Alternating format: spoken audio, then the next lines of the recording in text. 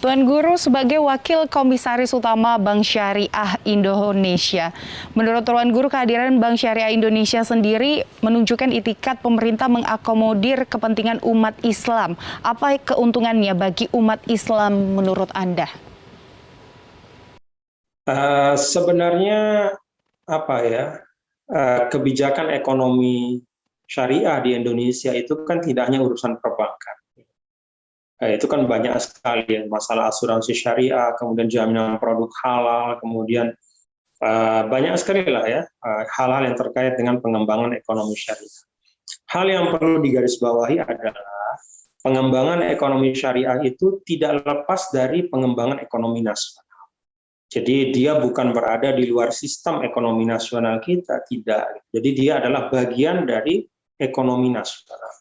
Dengan kata lain, pengembangan ekonomi syariah itu adalah dalam rangka atau dalam upaya untuk mengembangkan ekonomi nasional gitu. Jadi kalau semakin besar berkembang ekonomi syariah di Indonesia, maka itu kan nanti akan bisa menarik ya dari luar ya. Jadi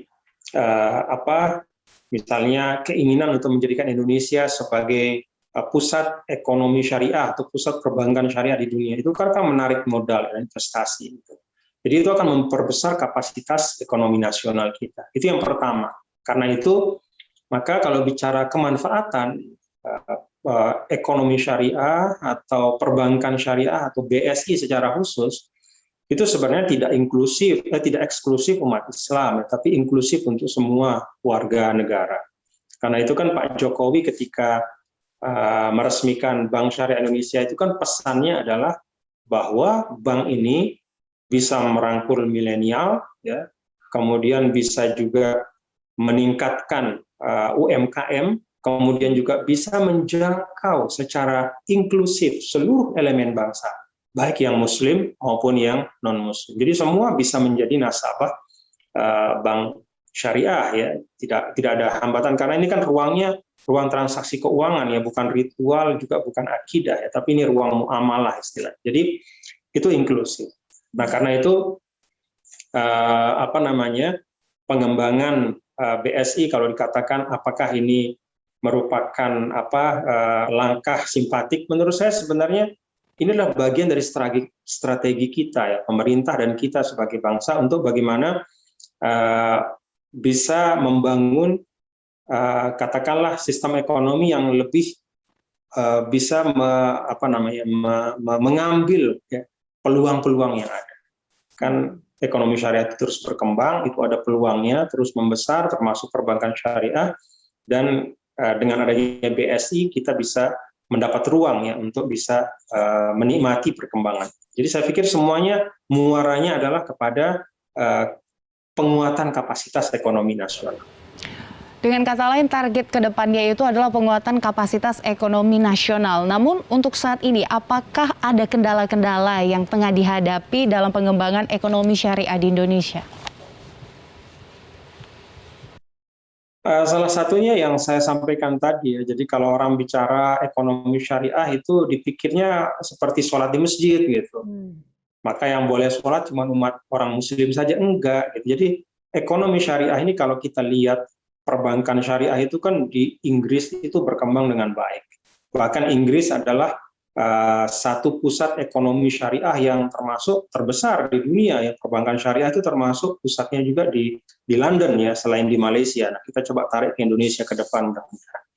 Artinya adalah ada mispersepsi, dianggap bahwa katakanlah ekonomi syariah itu khusus ya, dan hanya bisa dinikmati atau bisa terlibat di dalamnya hanya Muslim saja, sebenarnya tidak. Jadi ini bukan ruang ritual, jadi ini ruang bersama dalam aktivitas ekonomi. Siapa saja bisa terlibat, yang penting ya semua yang terlibat itu mempedomani prinsip-prinsip syariah. Nah, prinsip-prinsip syariah itu kan juga sebenarnya universal ya. Di situ ada keadilan, kesetaraan, kemudian inklusivitas, gitu. Kemudian rahmatan lil alamin bisa dinikmati oleh semua. Tidak ada eksploitasi dan seterusnya.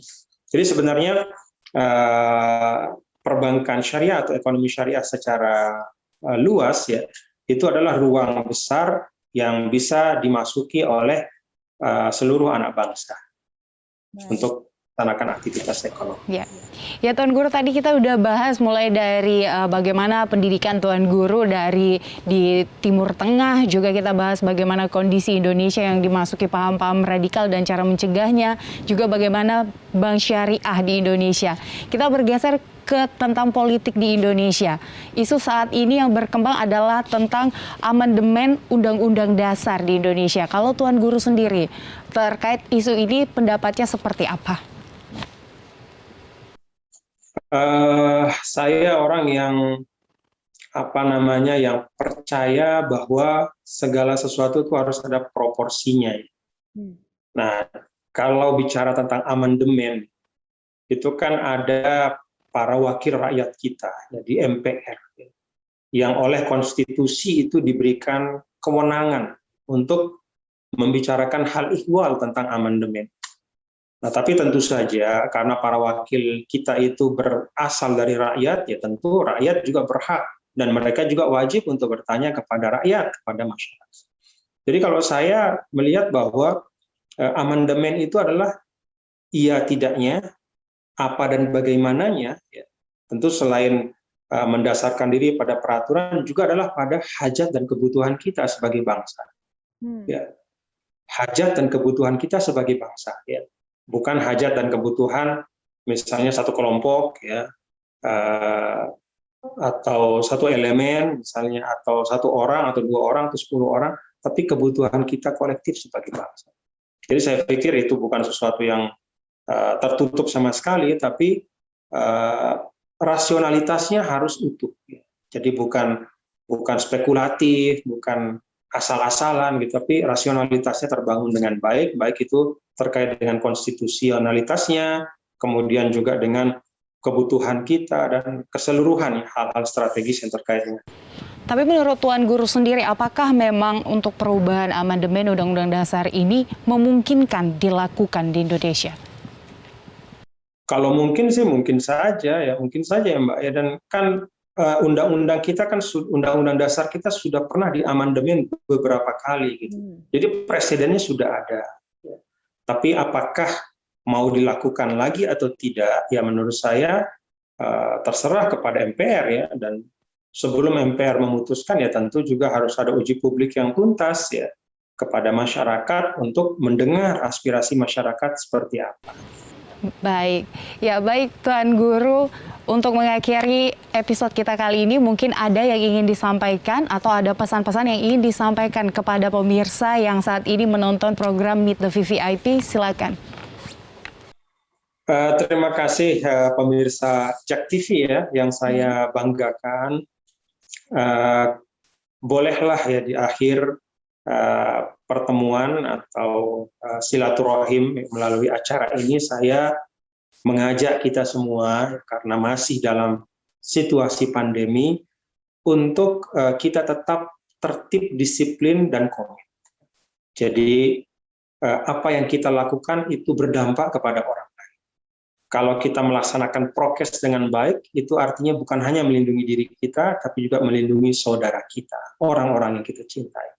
Karena itu, yuk mumpung ya, kita syukur Indonesia mampu mencatatkan kinerja penanganan COVID-19 yang luar biasa, ya.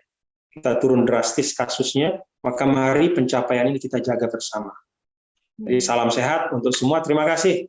Terima kasih Tuan Guru Bajang Zainul Mahdi, Wakil Komisaris Utama Bank Syariah Indonesia, sudah bergabung bersama kita di program Meet the VVIP. Sehat dan sukses selalu Tuan Guru. Terima kasih, Pak Gesmi. Terima kasih pemirsa semua. Assalamualaikum warahmatullahi wabarakatuh. Ya pemirsa, demikianlah perbincangan kami pada episode kali ini, dan kami tetap mengingatkan Anda untuk selalu menerapkan protokol kesehatan 3M, karena meskipun vaksin sudah tersedia tidak berarti kita abai terhadap protokol kesehatan. Saya Gesmi Sitanggang beserta tim yang bertugas pamit undur diri dan sampai jumpa.